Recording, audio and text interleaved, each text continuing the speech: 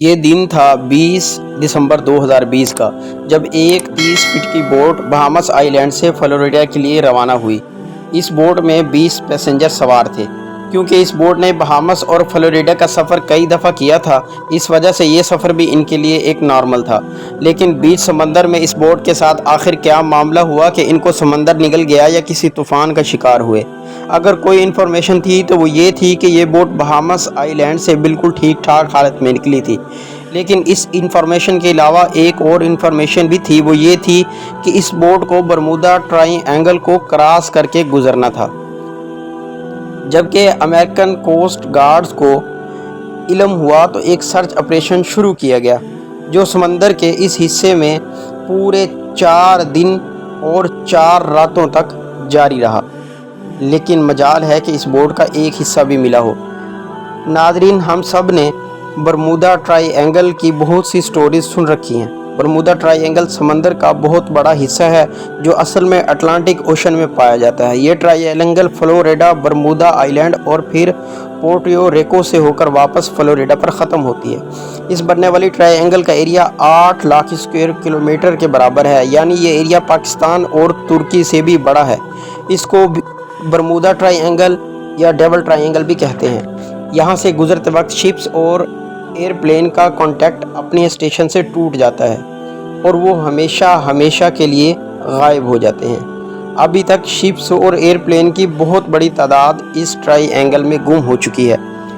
آج تک صرف چند شپس اور ایئر پلین کا ملبہ یہاں سے ملا ہے، لیکن وہ بھی اس جگہ سے نہیں جہاں وہ آخری بار ریڈار پر شو ہوئے تھے۔ جبکہ دوسروں کا تو ابھی تک ملبہ ملا اور نہ ہی ان میں موجود لوگوں کا پتہ چل سکا۔ سمندر کے اس حصے میں طاقتور وارٹر پایا جاتا ہے یا پھر یہاں پر سی مونسٹرون اور ایلین کا بسیرا ہے۔ ناظرین، یہاں پیش آنے والی ریزنز کا اصل سراغ سائنسدانوں کو مل چکا ہے۔ اصل میں یہ معاملہ شروع ہوا تھا سن 1945 میں۔ سن 1945 میں جب یو ایس نیوی کے 5 ایئر کرافٹ ایک مشن پر نکلے۔ ان 5 ایئر کرافٹ میں بیٹھے 14 لوگوں کے لیے یہ نارمل پریکٹس تھی، لیکن برمودا ٹرائی اینگل کے ایریے میں آتے ہی وہ ایئر کرافٹ غائب ہو گئے، اور وہ بھی ایک ساتھ۔ کیونکہ اس وقت ورلڈ وار 2 کو گزرے ابھی چند مہینے ہی ہوئے تھے، اس لیے یو ایس نیوی کو شک تھا کہ کسی دشمن نے ان کو گرا دیا ہے۔ ان کی تلاش ایک اور نیوی ایئر کرافٹ بھیجا گیا، لیکن وہ بھی برمودا ٹرائی اینگل کے ایریے میں آتے ہی غائب ہو گیا، اور اس طرح نہ ہی ان ایئر کرافٹ اور نہ ہی اس ریسکیو جہاز کا پتہ چل سکا۔ یہ وہ واقعہ تھا جس کی وجہ سے برمودا ٹرائی اینگل کو دنیا بھر میں خوف کی نظر سے دیکھا جانے لگا۔ لیکن اس طرح کا ایک واقعہ 10 سال پہلے ایک جہاز کے ساتھ ہوا تھا، لیکن وہ اپنی جان بچانے میں کامیاب ہو گیا تھا۔ 19 سالہ جڑواں بھائی جارج اور ڈیوڈ 2 بھائی تھے جو یو ایس نیوی میں آفیسر تھے۔ اچانک ان کو اپنے والد کی موت کی خبر ملی تو ان کو ایک پرائیویٹ ایئر کرافٹ میں بیٹھ کر اپنے ہوم ٹاؤن جانا پڑا۔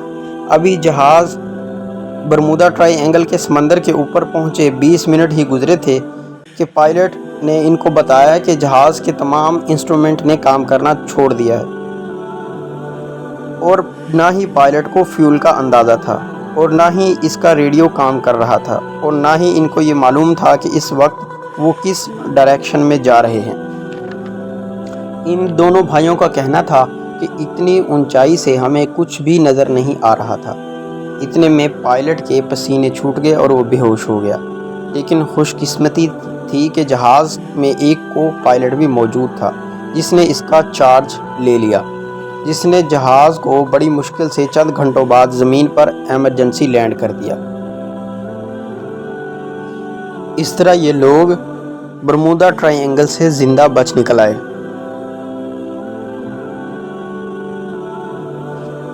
سن 2015 میں ایل فارو نام کی ایک کارگو شپ فلوریڈا سے ٹوکیو جا رہی تھی۔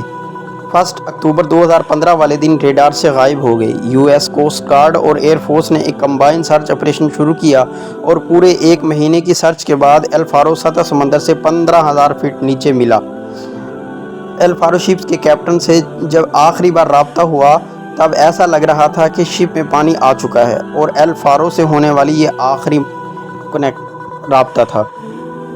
23 फरवरी 2017 को टर्किश एयरलाइन के एक जहाज़ TK-183 क्यूबा के शहर हवाना लैंड करना था, इसलिए इसको बरमूदा ट्रायंगल के ऊपर से गुजरना था। लेकिन अचानक पायलट ने कंट्रोल टावर को रिपोर्ट किया कि जहाज़ अब नॉर्मल होना शुरू हो गया है, जिसकी वजह से पायलट ने फ़ौरन जहाज़ का रुख तब्दील किया और हवाना के बजाय डॉलस एयरपोर्ट पर जहाज़ को लैंड कर दिया। इसकी वजह से 440 पैसेंजर की जान बचाई गई। इस तरह के कई और वाक़यात बरमूदा ट्रायंगल में पेश आए। कई वाक़यात तो रिपोर्ट हुए जिनकी लिस्ट विकिपीडिया पर मौजूद है, लेकिन कई वाक़यात तो रिपोर्ट ही नहीं हुए। सन 1967 में क्रिसमस वाले दिन एक अमेरिकन बिजनेसमैन जिसका नाम बुराक था अपनी लग्जरी याट में मियामी बीच की सैर को निकला, लेकिन थोड़ी देर बाद बीच गार्ड को इसकी कॉल आई। इसने कहा कि इसकी याट किसी ठोस चीज़ से टकराई है। जब गार्ड वहां पहुंचे तो इन्हें वहां पर ना याट मिली और ना ही बुराक का कोई अता पता मिला। वल्लाहु आलम समंदर में किस चीज़ से इसकी टक्कर हुई जो आज तक मालूम ना हो सका।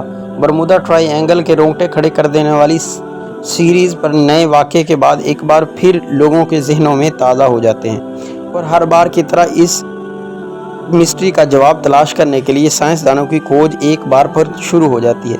लेकिन इस बार साइंसदानों को कुछ ऐसे ठोस शवाहिद मिले हैं जिससे ये स्ट्रेस हल हो गई है। यूनिवर्सिटी ऑफ कोलोराडो से ताल्लुक़ रखने वाले एक अमेरिकन रिसर्चर की टीम ने सैटेलाइट से बरमूदा ट्रायंगल की कड़ी जांच की, जिसमें इनको मालूम हुआ जो शायद आज तक इससे पहले किसी ने नहीं मालूम किया था। इन लोगों ने नोटिस किया कि बरमूदा ट्रायंगल के ऊपर कुछ ऐसे बादल बन रहे हैं जो ना ही स्क्वायर हैं और ना ही सर्कल, बल्कि ये बादल हेक्सागोन शक्ल जैसे हैं और इनका साइज़ तकरीबन 88 किलोमीटर जितना बड़ा होता है। एक्सपर्ट टीम का मानना है शायद ये बादल कोई आम बादल नहीं बल्कि ये एयर बॉम्ब हैं। यानी जब ये अजीब किस्म के बादल बनते हैं तो इनके नीचे बहुत तेज़ हवा के झोंके चलते हैं। इनकी स्पीड 250 किलोमीटर पर आवर तक जा सकती है। हवा के इन झोंकों की स्पीड इतनी तेज़ होती है कि इन पर ना ही कोई हवाई जहाज़ आसानी से उड़ सकता है और ना ही लहरों में कोई बड़ी शिप तैर सकती है। साइंसदानों का मानना है कि बरमूदा ट्रायंगल में होने वाले हादसात की ये एक बड़ी वजह है। उम्मीद है आप लोगों को हमारी ये वीडियो भी पसंद आई होगी और आप इस वीडियो को भरपूर लाइक और शेयर करेंगे। मिलते हैं अगली वीडियो में। वस्सलाम।